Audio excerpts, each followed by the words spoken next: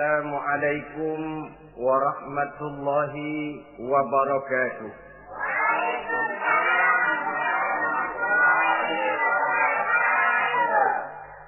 Bismillahirrahmanirrahim.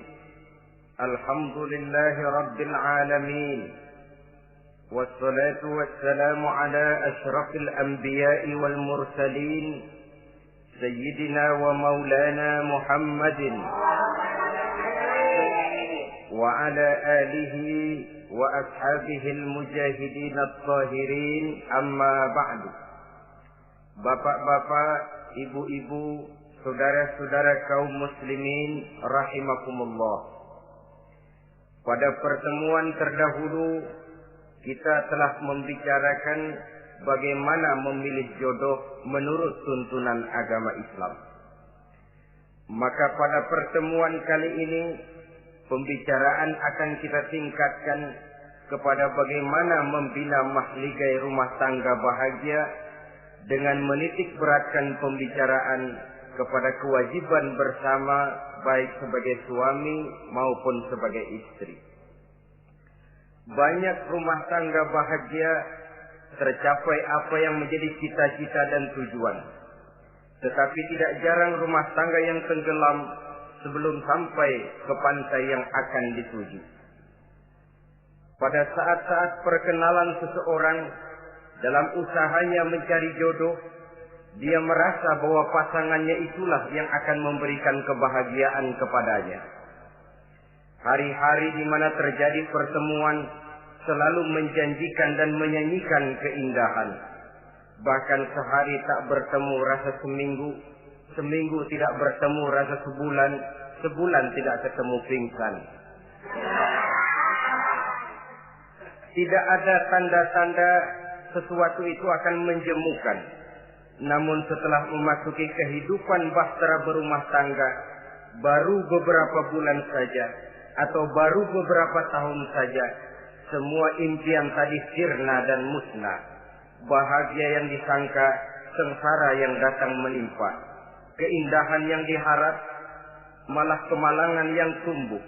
Hal ini disebabkan orang tidak meresapi hikmah daripada kehidupan berumah tangga, tidak menyadari tanggung jawab dan kewajiban yang akan berbuntut tidak timbulnya saling pengertian, dan pada akhirnya tidak akan tumbuh ketenangan di dalam rumah tangga itu.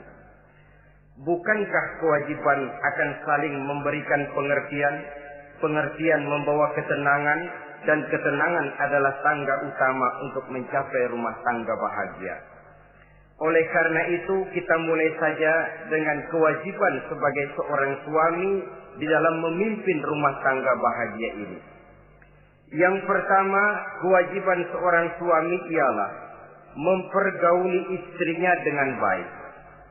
Setiap suami, manakala selesai dia mengucapkan ijab dan qabul di hadapan tuan pengulu atau tuan qadhi, maka ia pun mengucapkan sighat ta'liq yang berisi perjanjian dari seorang suami bahwa ia akan mempergauli istrinya dengan baik, muasyarah bil ma'ruf menurut tuntunan syariat agama Islam.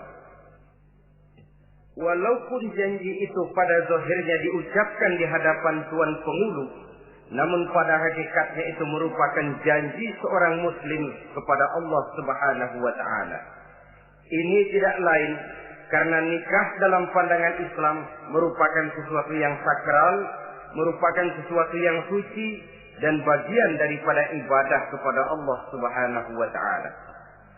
Dalam surah An-Nisa ayat 19, Allah Subhanahu wa taala memberikan bimbingan. Ya ayyuhalladzina amanu la yahillu lakum an tarisun nisaa karha. Hai orang-orang yang beriman, tidak dibolehkan bagi kamu mengambil perempuan secara paksa. Dengan kata lain, pernikahan harus dilaksanakan atas dasar suka sama suka. Tidak ada pihak yang terpaksa dan tidak ada pula pihak yang dipaksa. Kita hidup tidak lagi di satu zaman seperti zamannya Siti Nurbaya. Walaupun barangkali cinta memang bisa timbul setelah pernikahan, tetapi akan lebih baik kalau sebelumnya telah diawali dengan saling kenal mengenal, saling memahami latar belakang masing-masing untuk memudahkan timbulnya saling pengertian. Wala ta'diluhunna litadhhabu bi ba'di ma ataitumuhunna illa an ya'tina bi fahishatin mubayyinah. Dan jangan kamu mempersulit mereka karena ingin mengambil kembali sebagian dari apa yang telah engkau berikan kepada mereka, kecuali apabila mereka telah nyata-nyata melakukan perbuatan-perbuatan yang keji. Wa ashiruhunna bil ma'ruf, dan pergaulilah istri-istrimu itu dengan baik. Fa in karihtumuhunna, kalau kamu merasa tidak suka kepadanya, bersabarlah. Fa asa an takrahu syai'an wa yaj'alallahu fihi khairan katsira, karena boleh jadi kamu tidak menyukai sesuatu, padahal Allah menjadikan di dalam sesuatu yang kamu tidak sukai itu kebaikan yang banyak bagimu. Ini merupakan tuntunan umum betapa seorang suami harus mempergauli istrinya dengan baik, muasyarah bil ma'ruf, menurut tuntunan syariat agama Islam. Karena bagaimanapun hak milik seorang suami terhadap istrinya adalah milkul manfaat, milik untuk mengambil manfaat, bukan milkul mutlak seperti seorang memelihara budak umpamanya, yang bisa dihitam putihkan, bisa dijungkir balikan, bisa diperlakukan sekehendaknya. Itu bertentangan dengan tuntunan agama kita. Adalah kewajiban seorang suami mempergauli istrinya dengan baik. Kemudian yang kedua, seorang suami harus menaruh perhatian, menjaga kehormatan, dan bila perlu turut membantu dan menolong pekerjaan istrinya. Menaruh perhatian sampai kepada hal-hal yang kecil, sehingga si istri merasa bahwa dia mendapat perhatian. Ada dia mengadu, ada tempat dia melarikan persoalan, ada tempat dia bercerita.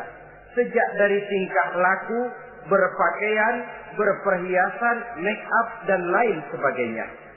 Karena tanpa ada perhatian dari seorang suami, biasanya istri akan menjadi malas, baik untuk bersolek, baik untuk membina dan mengatur rumah tangga, dan lain sebagainya. Apalagi tidak berat lidah untuk memuji perbuatan baik yang dilakukan istrinya, dan tidak mencela secara langsung perbuatan-perbuatan salah yang dilakukan oleh istrinya. Dia bisa menegur secara bijaksana dan dewasa. Saudara-saudara kaum muslimin, seorang sahabat bernama Salman Al-Farisi mempunyai adik perempuan yang kawin dengan Abi Dzar Al-Ghifari. Satu hari Salman datang menengoki adik perempuan ini di rumahnya. Dilihatnya adiknya, rambutnya acak-acakan, pakaiannya kumuh, pendeknya nggak enak dilihat. Salman memberikan nasihat, kau bersoleklah sedikit supaya suamimu betah di rumah. Kata istrinya, untuk siapa saya bersolek? Ya tentu untuk siapa lagi kalau bukan untuk suamimu. Kata adiknya, percuma saja, suami saya jarang di rumah. Kemana? Di masjid terus. Salman mengadukan hal ini kepada baginda Rasul. Lalu baginda Rasul mengatakan, inna likulli syai'in haqqun, segala sesuatu ada haknya. Allah ada haknya untuk disembah, istri pun mempunyai hak untuk dipenuhi. Melalaikan salah satu hak berarti melakukan kezaliman. Di sini kita melihat fungsi, karena kurangnya perhatian Abi Dzar Al-Ghifari terhadap istrinya akan mengakibatkan kemalasan si istri untuk mendandani dirinya sendiri. Dengan mendapat perhatian, apalagi tidak berat lidah, maka kegairahan dalam kehidupan berumah tangga rasa-rasanya akan sangat mudah terwujud. Kalau suaminya bersolek, kalau istrinya bersolek, kata suaminya, kau memang pandai milih warna. Walaupun barangkali warnanya norak betul. Tapi kalau pada saat itu seorang suami jujur, kan akan timbul pertengkaran. Kadang-kadang Istri bersolek, suami apa katanya? Lu sih dandan mangga dandan sama. Ini kan sudah tidak menghargai, tidak menaruh perhatian. Udah dah, dandan nggak dandan sama, gue kenyang melihatnya. Saudara hadirin yang saya muliakan, tidak menaruh perhatian. Sehingga si istri merasa tidak diperhatikan. Nah kalau sudah tidak diperhatikan, lihat saja. Jangankan dalam contoh seperti berumah tangga, apa saja. Seorang anak kalau sudah tidak merasa diperhatikan oleh orang tuanya, dia akan sewenang-wenang. Begitu juga seorang pegawai kalau sudah tidak merasa diperhatikan oleh atasannya, semaunya kerja. Pun seorang istri, kalau dia merasa sudah tidak diperhatikan oleh suaminya, akibatnya dia akan dandan semaunya, dia akan ngurus rumah tangga semaunya, dia akan memasak masakan semaunya. Nah kalau sudah semaunya begini, alamat tidak akan ada keharmonisan di dalam kehidupan rumah tangga itu sendiri. Suami yang baik sangat menaruh perhatian kepada istrinya, dari hal yang kecil sampai pun kepada yang sebesar-besarnya. Tapi tidak berarti nyeleneh. Apa itu nyeleneh? Menaruh perhatian bukan selalu mau ingin tahu. Jangan lantas suaminya yang beliin bedak, suaminya yang beliin. Itu nyeleneh namanya. Overacting. Terlalu berlebih-lebihan sampai kepada sesuatu yang tidak pada tempatnya. Di samping menaruh perhatian juga menjaga kehormatan. Dan bila ada waktu, dia turut membantu, menolong pekerjaan daripada istrinya. Bukankah seorang perempuan mau melakukan nikah dengan seorang laki-laki karena dia mendambakan hidup yang bahagia? Terus terang saja kan kadang-kadang istri kita ini lebih banyak borongan. Yang saya maksud borongan artinya ya sebagai istri ya dia, ya nyuci ya dia, ya masak ya dia, ya membersihkan rumah tangga ya dia. Istri borongan. Baiklah kalau barangkali memang kondisi ekonomi kita belum menunjang ke arah sana. Walaupun istri berkewajiban untuk taat kepada suami, tetapi adalah wajar suami pun tenggang rasa dan timbang-timbang. Rasulullah saja kadang-kadang dan tidak jarang menjahit bajunya sendiri, memperbaiki kasutnya sendiri. Artinya pada waktu yang terluang dan memang bisa dilakukan, jangan mengandalkan kepada istri. Dengan demikian istri merasa bahwa resiko membina rumah tangga adalah merupakan resiko bersama. Saudara-saudara, yang ketiga, seorang suami yang baik memperhatikan yaitu tidak mengeluarkan kata-kata yang kasar. Sebab apa? Perempuan adalah makhluk yang paling cepat tersinggung. Perasaannya sangat halus. Dan saya kira perempuan itu lebih sakit ditampar dengan bahasa daripada ditampar dengan tangan.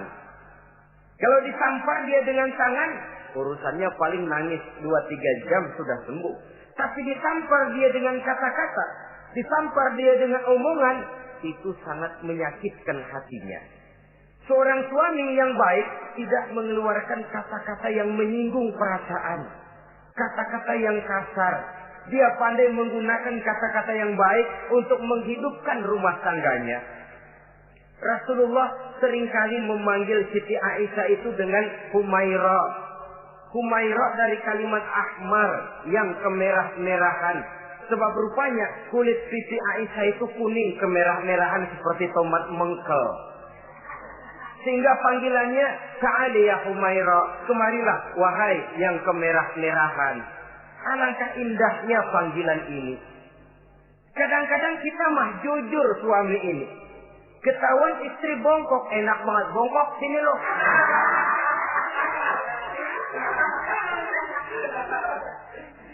Jujur tapi nyakitin. Saudara-saudara, kadang-kadang inilah ya, bahasa perbuatan sangat besar pengaruhnya dalam menciptakan keharmonisan di rumah tangga. Pacaran mah manggilnya yang, Mau kemana yang? Udah endah aja udah. Begitu berumah tangga masih indah kakanda. Punya anak satu, bapaknya anak-anak. Punya anak dua, bapak loh. Sudah 3 anaknya, bapak hilang eluh manggilnya. Panggilan ini mengalami pergeseran. Nah begitu juga suami. Ketika pacaran bukan main. Ketika baru melakukan akad nikah sedang honeymoon bulan madu, asik betul. Kemana-mana selalu bersama. Kondangan selalu bersama. Resepsi pergi bersama. Jalan bergandengan tangan. Istri sedikit terpeleset. Khawatir bukan main. Hati-hati yang.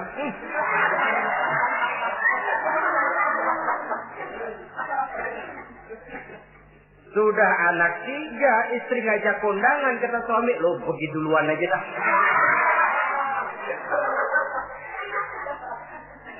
Pulang kondangan, istri laporan, bang saya kepleset. Emang lu mau mampus? Kejam betul. Hilang panggilan yang tadinya begitu mesra. Saudara hadirin yang saya muliakan, ini kata-kata. Kelihatannya kecil, sederhana, tapi sangat besar pengaruhnya dalam menciptakan rumah tangga yang bahagia ini. Oleh karena itu, soal isi hati kita, itu urusan gaib yang tahu cuma Allah. Orang lebih dahulu lihat penampilan, dan dari penampilan ini yang dinilai adalah kata-kata kita. Oleh karena itu, seorang suami yang baik, dia tidak mengeluarkan kata-kata yang menyinggung perasaan. Kalaupun dia marah betul, dia tidak mencaci maki secara langsung. Dia bisa menggunakan kata-kata kiasan. Maka agama memberikan tuntunan, kalau seorang suami marah, jangan memukul muka. Dan mukul pun bagian terakhir. Jangan jalan pertama. Kadang-kadang ada juga loh Pak, suami marah sama istri persis korambil ngebukin maling. Aduh, gelebuk gak karuan.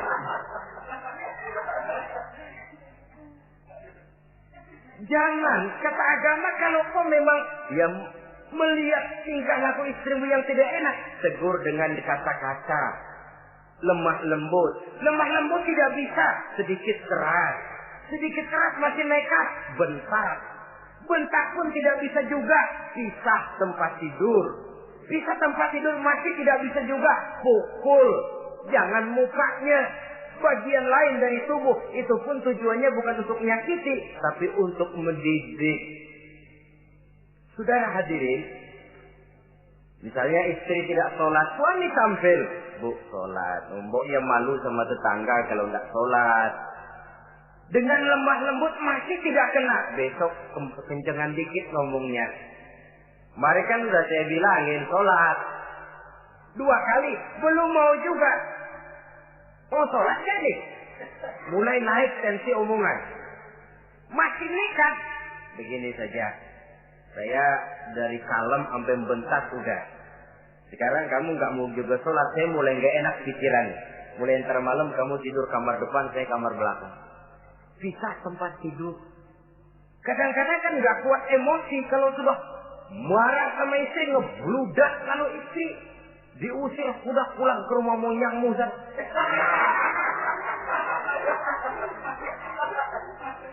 Kata agama jangan, pisah tempat tidur saja. Sudah, kamu tidur kamar depan, saya kamar belakang. Pisah tempat tidur.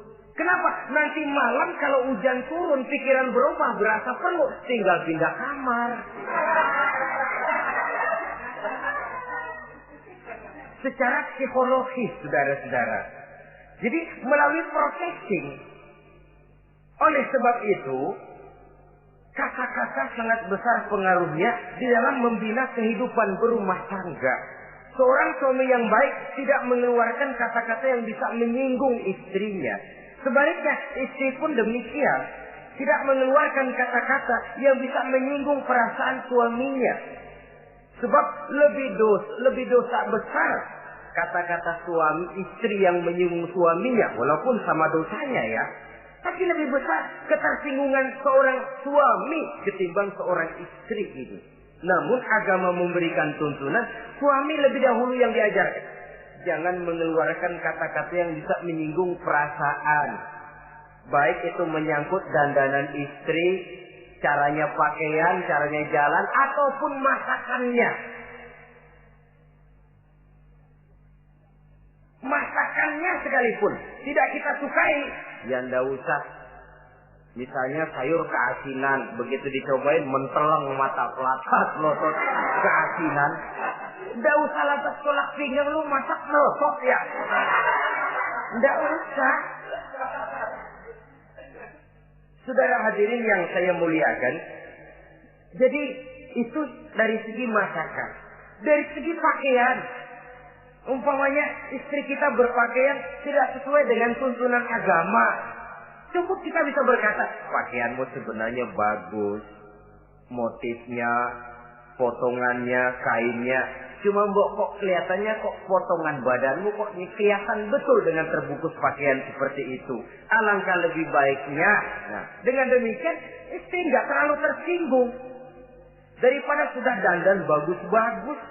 Lalu istri suami ngobrol kata yang gak enak. Bagus lo kayak nangka dikrosorin.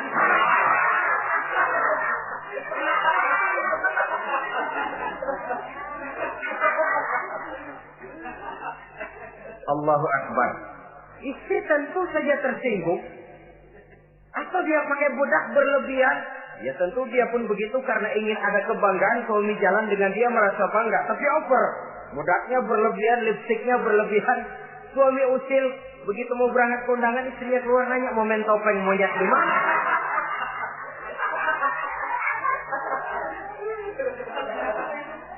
Tentu dia akan tersinggung karenanya.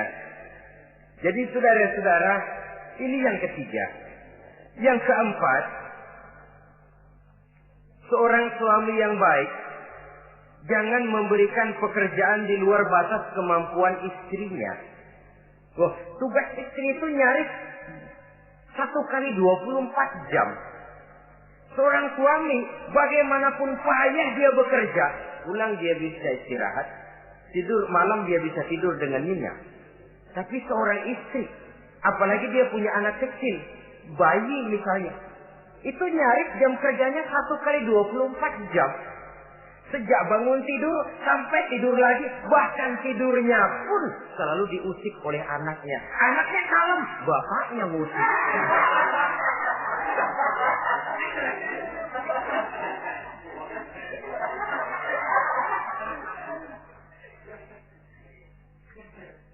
Jadi jangan memberikan pekerjaan di luar batas kemampuan. Kata pepatah, "Iza aradta an tuta'a fasal ma yustata."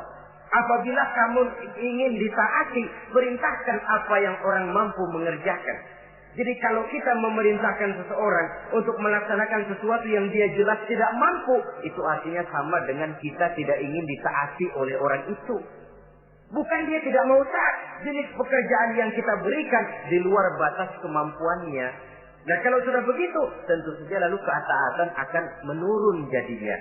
Tadi sudah saya katakan, kadang-kadang istri kita ini istri borongan. Dalam arti, ya dia masak, ya dia nyuci, ya dia ngepel, ya dia ngejemur, ya dia ngetriska. Borongan.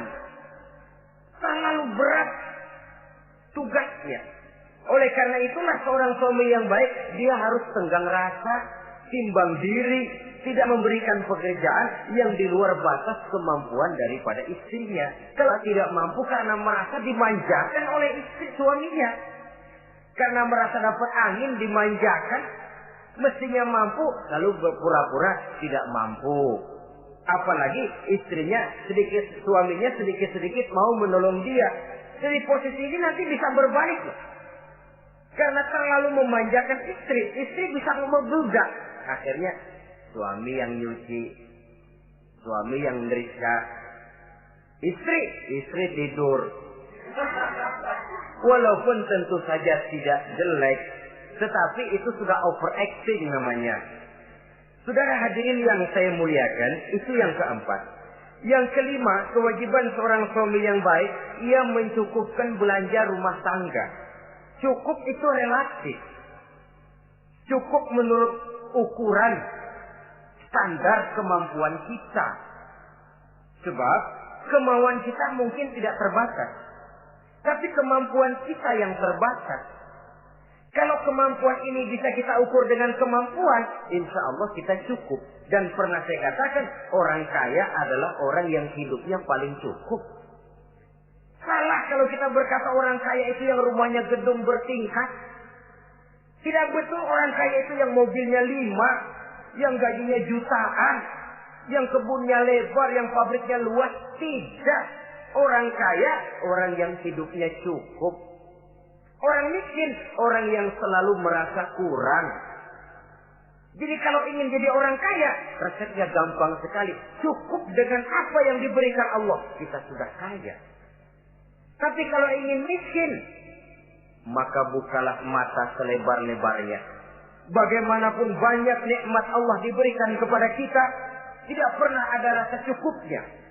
Dikala itu akan tertanam sifat kemiskinan dalam diri. Maka ukuran cukup ini yang relatif. Jadi kalau kita memang ekonomi menengah ke bawah, jangan ingin cukup seperti halnya ekonomi menengah ke atas. Nah, saudara-saudara, di samping belanja rumah tangga yang menyangkut makan, minum, pakaian dan sebagainya, bila ada kelebihan rezeki, juga perhiasan untuk istri.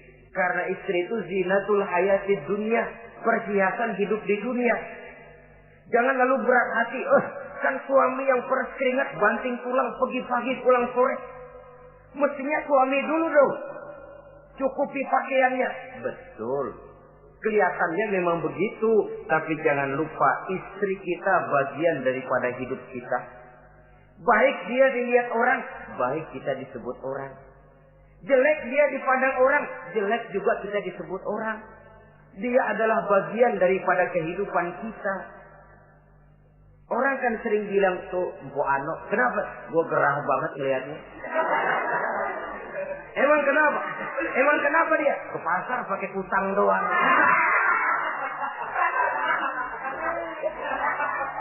Kata temennya, terang aja dia kan binnya si Meun itu. Si Meun yang nggak tahu apa-apa ikut kesebut-sebut. Istri adalah bagian daripada kehidupan kita. Zolim seorang suami mentang-mentang dia merasa dia yang cari duit, lalu buat dirinya dia beli pakaian yang mahal-mahal. Istrinya cuma nggak karung doang dipakai.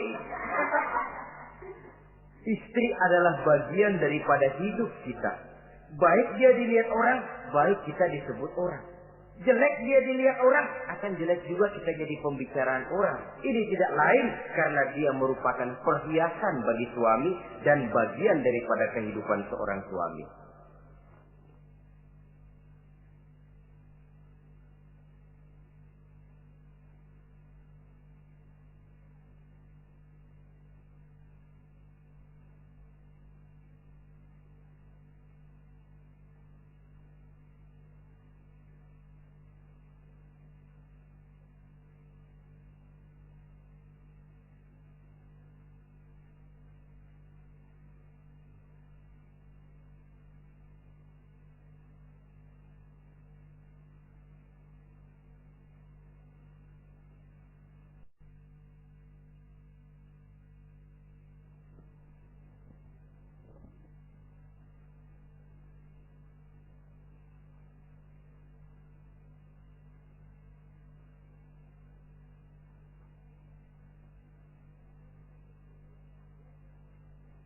Adalah satu perbuatan zalim misalnya, kalau seorang suami manakala dia beroleh rezeki parkir di restoran.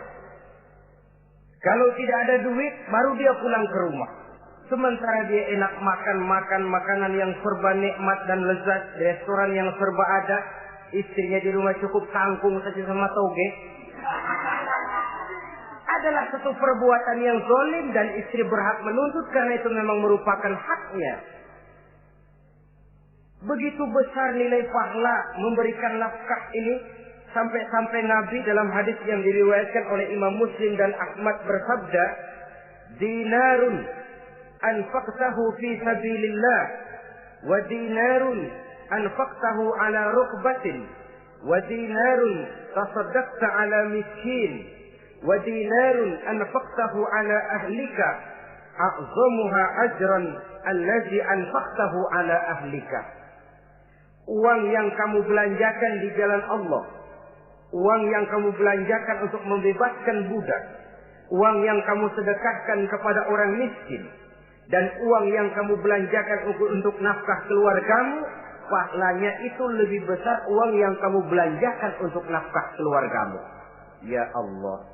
Jadi rupanya nilainya sedemikian besar. Saudara hadirin yang saya muliakan, ini kewajiban yang keempat. Yang kelima maksud saya. Yang keenam, kewajiban seorang suami, dia berusaha untuk meningkatkan pengetahuan daripada istrinya. Membimbing. Sebab selain daripada berfungsi sebagai seorang suami, dia juga adalah guru daripada istrinya. Kalau dia tidak bisa membimbingnya secara langsung, setidaknya doronglah istrinya untuk ikut menghadiri pengajian, majelis-majelis taklim, bergaul dengan ustazah-ustazah, sehingga terdapatlah peningkatan pengetahuan. Paling kurang pergaulannya bertambah luas, cakrawala pandangannya juga tidak jadi sempit karenanya. Sebaliknya, peluang ini pun harus dimanfaatkan oleh istri dengan sebaik-baiknya, dengan niat yang ikhlas keluar dari rumah untuk mencari ilmu pengetahuan. Yang repot kadang-kadang dari rumah berangkat ngaji, sampai di pengajian suaminya diakur-akurin.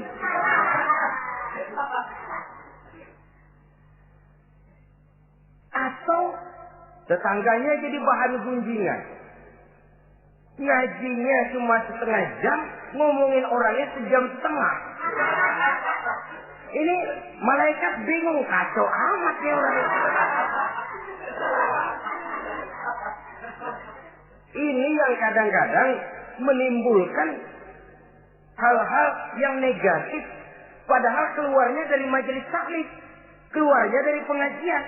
Tapi karena di pengajian yang dilihat adalah gelang temennya, anting temennya, rantai temennya, lalu walaupun nggak tahu belaga, tahu baru dapat berita burung, katanya si Anu, oh iya anu.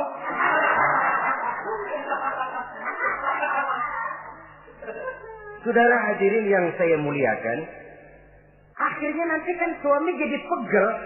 Lu kok disuruh ngaji bukan mikir bener, pulang malah gua digonggong-gonggong minta gelang, bagaimana? Rupanya tidak memanfaatkan peluang yang diberikan itu seperti yang seharusnya.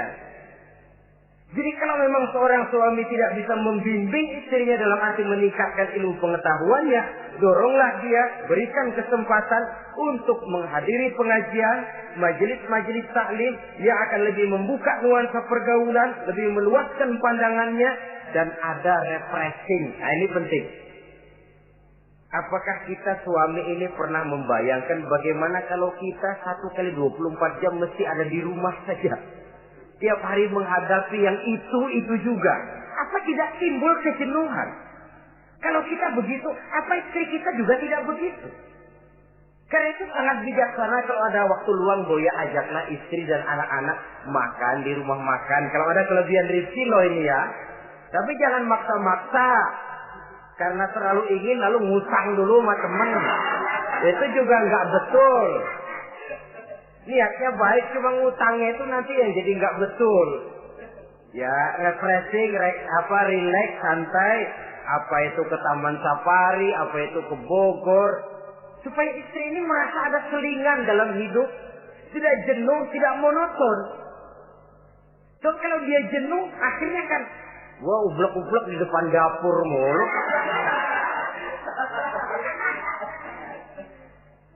Saudara hadirin yang saya muliakan, kejenuhan ini pada suatu saat kan akan meledak. Nah, kalau meledak tanpa tersalurkan, dia akhirnya akan mencari saluran sendiri. Iya kalau positif, kalau negatif, inna lillahi wa inna ilaihi raji'un jadinya. Oleh karena itu, seorang suami yang baik berkewajiban meningkatkan pengetahuan istrinya. Sebab boleh jadi istri tidak melaksanakan kewajiban karena tidak tahunya. Dan kalau istri nggak tahu, jangan digoblok-gobloki.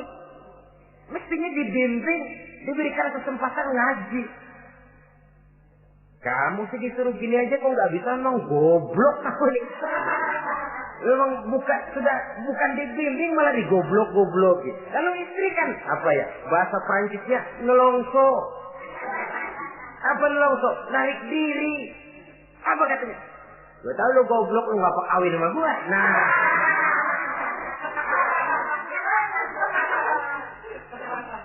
Atau pada kata yang lebih nggak enak, gue digoblok-goblokin juga, dipakai juga. Nah.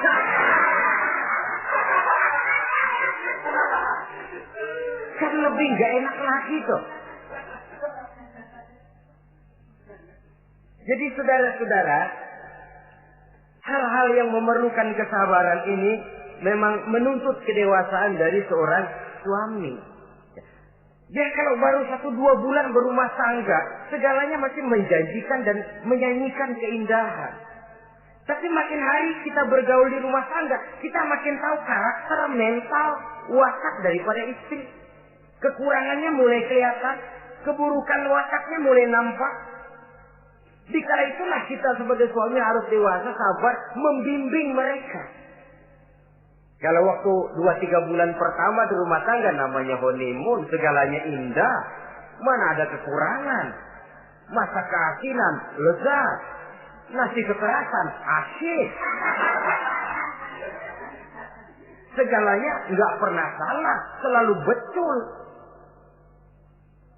Suami istri masak keasinan, lihat si suami melotot makan, nanya, "Bang, sayur keasinan?" Enggak. Soal keasinan bagus. Keasinan masih bagus. Kenapa? Udah endah aja. Tapi mampukah ini bertahan? Ini yang jadi masalah, mempertahankan suasana kebaruan itu. Saudara hadirin yang saya muliakan, yang ketujuh, kewajiban suami ini, suami yang baik memberi kesempatan kepada istri untuk nengok, bersilaturahmi dengan orang tuanya, kerabatnya atau tetangganya. Walaupun nanti ya, istri tidak boleh menggunakan ini secara salah. Karena apa? Karena orang tua dan mertua itu cuma istilah. Hakikatnya ya sama, yang mertua ya orang tua. Ya apalagi orang tua. Itu cuma satu istilah. Perbedaan istilah tidak harus menyebabkan kita berbeda sikap. Jangan kalau mertua yang datang, suami curiga. Kalau istri didorong-dorong.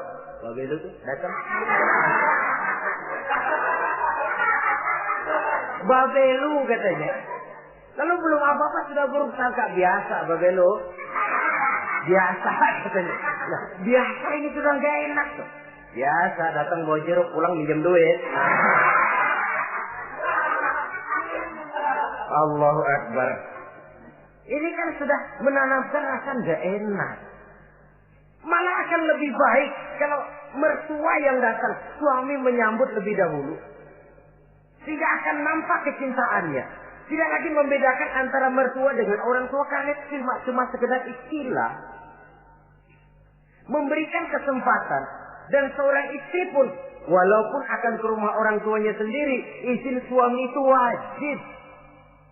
Jangan merasa, saya kan mau ke rumah orang tua sendiri, kepada orang tua kan ibadah, wajib, betul. Tapi setelah punya suami, ranking pertama suami. Bukankah saudara pernah dengar satu riwayat, seorang sahabat akan pergi jihad di jalan Allah, perang membela agama.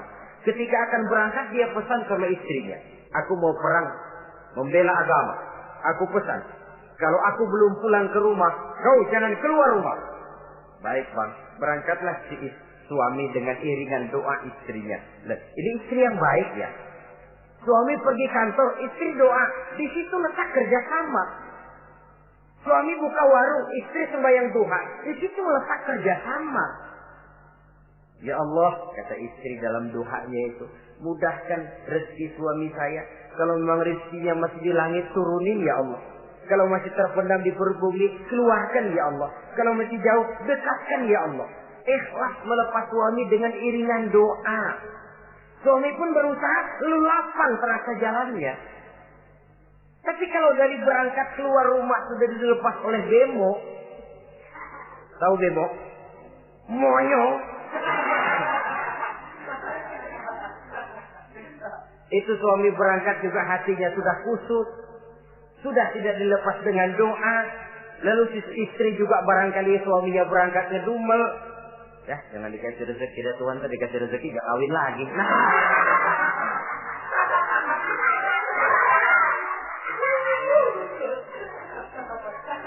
Kalau sudah semacam ini yang terjadi, bukankah masing-masing yang berangkat pikiran kusut, yang melepas pun pikiran gak enak jadinya.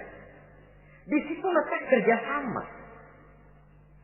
Saudara hadirin, setelah suaminya ini pergi, datang utusan dari orang tua si istri tadi. Assalamualaikum Bu. Waalaikumsalam. Ada apa? Orang tua ibu sakit keras, ibu diminta datang. Ya Allah, suami saya baru saja berangkat. Istri suami saya bilang kalau dia belum pulang perang, saya nggak boleh keluar dari rumah. Tolong sampaikan maaf saya kepada orang tua saya belum bisa datang karena suami saya pesan begitu. Pulang utusan ini. Besok balik lagi. Gimana? Aduh Bu, orang tua ibu makin parah. Kelihatannya nggak ada harapan datang dah sebelum menghembuskan nafas yang terakhir. Suami saya belum pulang. Saya nggak berani keluar rumah sebab begitu pesannya. Sudah, pulang saja. Saya ikut doa mudah-mudahan orang tua cepat sembuh. Besoknya hari ketiga utusan ini datang lagi. Bagaimana? Sudah meninggal Bu. Barangkali sebelum dikubur ibu masih mau ketemu. Maaf saja. Bagaimanapun berat hati saya, suami saya belum pulang. Pesannya tadi begitu. Ini rupanya utusan kesel. Ini orang sama orang tua sendiri gini-gini amat. Lalu lapor kepada baginda Rasul. Apa jawab beliau? Baginda Rasul malah berkata, dosa orang tua yang meninggal ini sudah diampuni oleh Allah karena dia mempunyai anak perempuan yang begitu taat kepada suaminya. Allah Akbar. Jadi ketaatannya kepada suaminya ini diberikan satu ganjaran oleh Allah mengampuni dosa orang tuanya yang sudah meninggal ini. Jadi jangan merasa mentang-mentang mau ke rumah orang tua sendiri selonong boy. Selonong boy, masa bodoh laki mau tahu nggak tahu, pokoknya gua ke rumah orang tua gua sendiri. Jangan lupa setelah berumah tangga, ranking urutan pertama suami, setelah itu barulah orang tua. Saudara hadirin yang saya muliakan, begitu juga istri yang baik mendapat izin dari suaminya. Bu, tolong ambilin uang di dompet. Sudah izin. Istri yang baik, dompet-dompetnya dibawain. Ini saja Bang, ambil sendiri. Nanti saya ambil 10.000, merasa kurang 20.000, lagi ambil saja sendirilah. Lain dengan istri yang nyelongcong, lagi pergi mandi, dompet acak-acakan.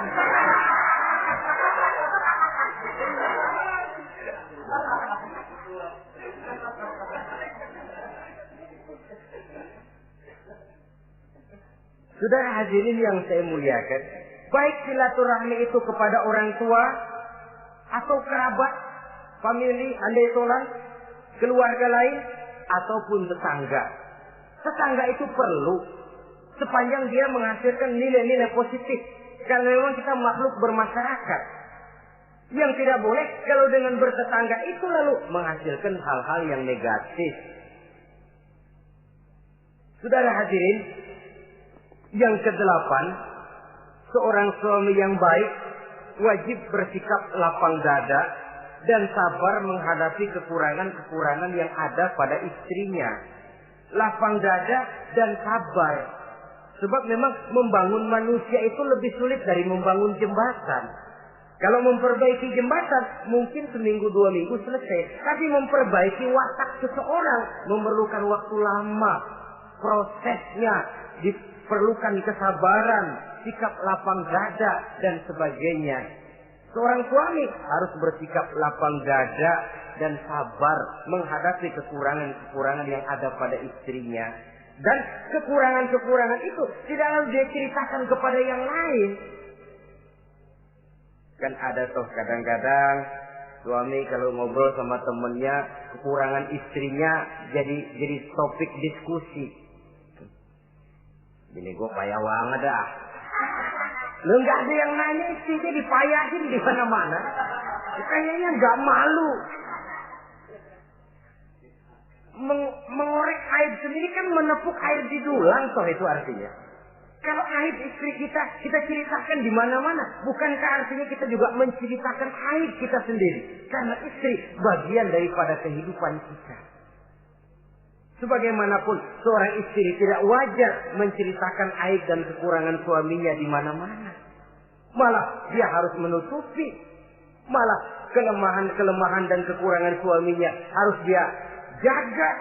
Dia tetap bangga. Di mata saya, suami saya adalah Arjuna yang tidak punya kekurangan apa-apa.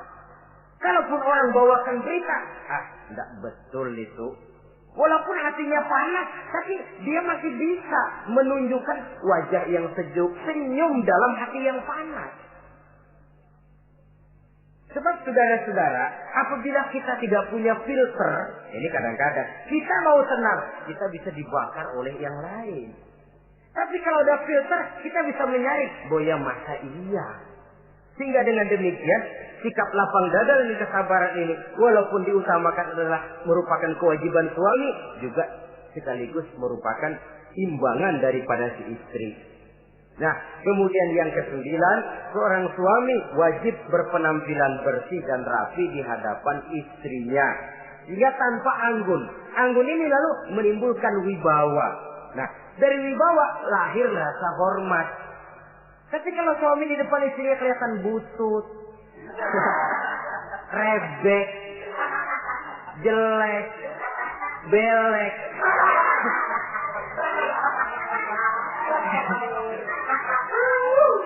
kata istrinya jodoh gua apes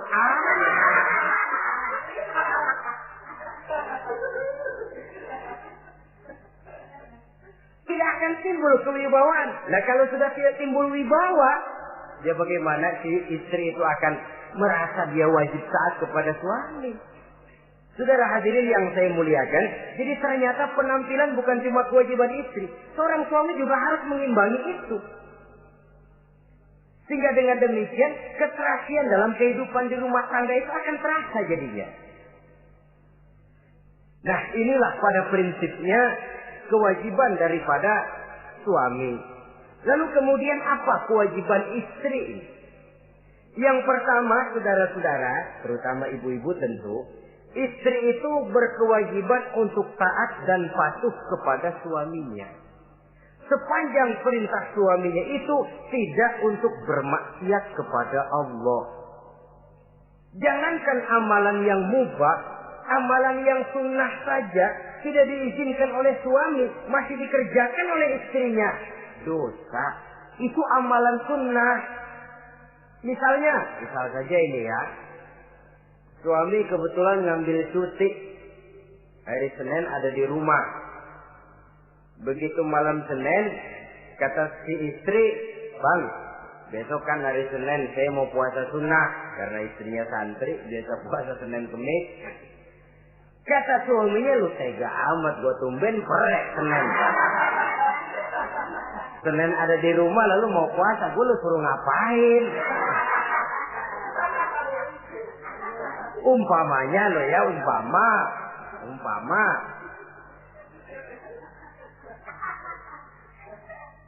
Lalu tanpa izin si suami, istri puasa juga, puasa sunnah. Bukan saja tidak mendapat pahala, malah dosa hukumnya.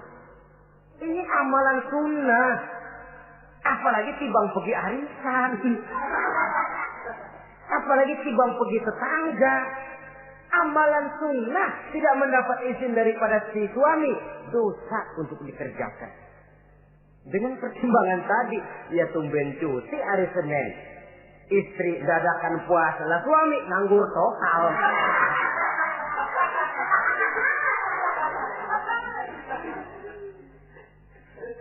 Saudara hadirin yang saya muliakan, Nabi bersabda, "Ayyuma imra'atin matat wa zawjuha anha radin illa dakhalatil jannah." Apabila seorang istri, seorang perempuan meninggal dunia, suaminya ridho kepadanya, maka perempuan itu pasti masuk surga. Ini artinya kalau seorang perempuan meninggal dunia, ya dia tukang ngaji, ya puasa Senin Kemisnya rajin, ya sujudnya hebat, tapi dia meninggal suaminya enggak ridho, pintu surga belum dibukain sampai suaminya ridho kepadanya. Ini begitu besar kewajiban untuk taat. Nah, di sini suami wajib ngimbangi. Jangan mentang-mentang istri wajib taat, lalu suami overacting, kerjanya cuma tulak pinggang sama nunjuk. Loh, kalau gue bilang nyungsep. Ya enggak. Contoh dari baginda Nabi tadi sendiri kok, beliau itu menjahit bajunya, memperbaiki kasusnya. Yang bisa, ya kerjakan, nggak usah ngandeli. Saudara hadirin, yang kedua, seorang istri berkewajiban untuk memperlihatkan budi pekerti yang baik kepada suaminya. Nah, budi pekerti itu yang baik yang bagaimana? Yang diisyaratkan oleh Nabi. Apa kata beliau? Khairun nisa, perempuan yang baik ialah man sarratka iza absorta, yaitu yang mengembirakan kamu apabila kamu memandang kepadanya. Satu, ini termasuk budi pekerti yang baik. Apabila dipandang oleh suaminya, dia pandai menyenangkan, menggembirakan hati suaminya. Jadi, tolong ibu-ibu, jadilah istri yang siap pakai. Nah, itu tuh. Itu istilahnya. Anytime already, standby. Ya. Apabila dipandang, dia sanggup menggembirakan hati suaminya. Suami pulang dari pasar dagang rugi, istrinya tampil. Itulah bang, romantikanya dagang. Mboya sekali-sekali rugi. Apa mboya selalu untung? Gelombang laut saja pasang surut. Lah, suami kan merasa ada air penyejuk. Ini termasuk menggembirakan. Jangan suami sudah pulang dari pasar rugi, mikul panjang, ngos-ngosan sampai rumah istri keramah. Lasar lu laki goblok. Dagang pakai rugi. Ini kan suami sudah di pasar rugi, sampai rumah digoblok-goblokin. Nah itu nanti ya efeknya, suami itu kalau sudah istri nggak menyenangkan hatinya di rumah, si suami itu kena penyakit yang istilah sekarang ini penyakit broken home. Nah penyakit nggak betah di rumah. Mestinya dia kumpul di rumah, dadakan di pos ansik ya kongkok. Sampai subuh lagi, sampai subuh. Sampai subuh. Saudara hadirin yang saya muliakan. Pandai menggembirakan, menjadi penghibur. Usaha suami gagal, dagangnya rugi. Gairahnya bekerja menurun. Di saat itu istri tampil jadi pengimbang yang baik. Sehingga dengan demikian istri suami lalu merasa ada sedikit air penyejuk. Apabila dipandang, dia pandai menyenangkan hati suaminya. Bagus kalau seorang istri pada saat ada suaminya di rumah dia berdandan. Dan suaminya tidak di rumah dia apa adanya. Dan keliru besar. Sebab dandannya seorang istri dengan niat untuk menyenangkan hati suaminya merupakan ibadah. Saudara hadirin, ciri yang kedua dari budi pekerti yang baik seorang istri itu apa? Wa tuti'aka iza amarta. Kalau diperintah, dia taat kepadamu. Diperintah, dia taat sepanjang perintah itu tidak untuk bermaksiat kepada Allah.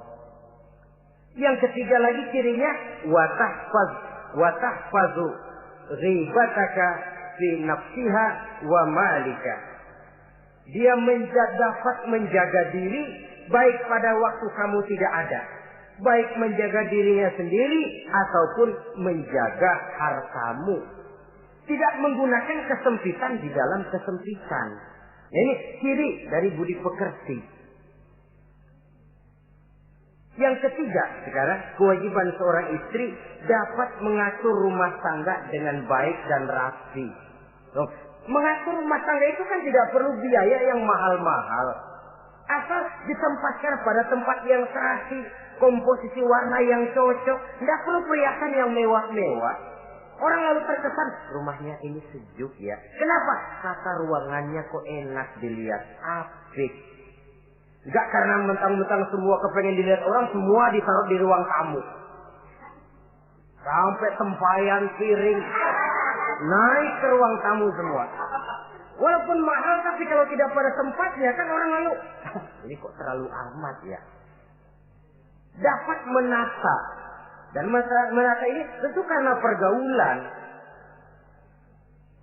Saudara hadirin yang saya muliakan, sehingga dengan demikian ada suasana kebetahan. Orang di rumah itu merasa seperti, itulah yang dikatakan Nabi, baiti jannati, rumah tanggaku laksana surga bagiku. Laksana kebun, tempat di mana kita melepaskan lelah, tempat di mana kita menemukan ketenangan, tempat di mana kita menemukan refreshing dari segala kejenuhan dan kelelahan akibat tugas-tugas yang kita hadapi, baik di kantor, di tengah masyarakat, di pasar dan lain sebagainya. Yang keempat, jangan menambah kesulitan suami. Syukur kalau malah bisa membantunya. Bahwa ada seorang istri yang bekerja itu bagus, asal bisa menjaga diri dan bisa menjaga kepercayaan dan kehormatan daripada suaminya. Dan suami pun yakin bahwa jenis pekerjaan yang dikerjakan oleh istrinya itu tidak bertentangan dengan agama. Tapi malah kalau si suami yang mempekerjakan istrinya, mengeksploitir istrinya, ini zalim. Istrinya yang disuruh kerja, suami ongkang-ongkang kaki di rumah, istrinya yang peras keringat banting tulang. Ya kalau kerja, kalau dikerjain lebih parah lagi. Kan tidak sedikit toh problema rumah tangga semacam ini. Sehingga dengan demikian akhirnya apa? Kendali rumah tangga di tangan istri. Karena istri merasa dia yang cari duit. Istri merasa dia yang berusaha. Kenapa dia tidak mengendalikan rumah tangganya? Dikala itu jatuhlah suami di bawah komando istrinya. Hilang wibawa, hilang karisma, tidak ada ketakutan. Malah akhirnya berbalik seolah-olah si suami jadi istri dan si istri menjadi suami. Apalagi di zaman seperti sekarang. Walaupun pekerjaan sulit, tapi mereka yang punya wajah cantik, mudah senyum, gampang bergaul, dan mau obral. Tentu banyak saja lapangan kerja yang nyata-nyata bertentangan dengan agama. Nah, yang terakhir, kewajiban daripada istri ialah hemat, cermat, rajin, dan pandai menyimpan.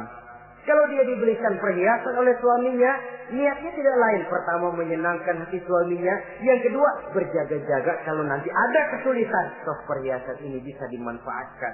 Tidak untuk show, tidak untuk sombong-sombongan, tidak untuk hebat-hebatan, tapi dua hal yang jadi pilihan utama tadi. Dengan sikap hemat, cermat, rajin, dan pandai ini, menyimpan, memanfaatkan, dan menggunakan, maka nilai ekonomi di rumah tangga insya Allah akan mengalami stabilnya. Dengan demikian saudara-saudara, secara sepintas kewajiban suami dan istri sudah kita bicarakan. Dengan saling melaksanakan kewajiban akan timbul saling pengertian. Dari pengertian akan timbul ketenangan. Dari ketenangan insya Allah akan terwujud rumah tangga yang bahagia. Insya Allah nanti pembicaraan akan kita lanjutkan yang mengenai kewajiban bersama dan kewajiban orang tua terhadap anak-anaknya. Mudah-mudahan ini bermanfaat. Terima kasih atas perhatian saudara. Mohon maaf atas segala kekurangan. Usikum wa nafsi bitaqwallah. Wassalamualaikum warahmatullahi wabarakatuh.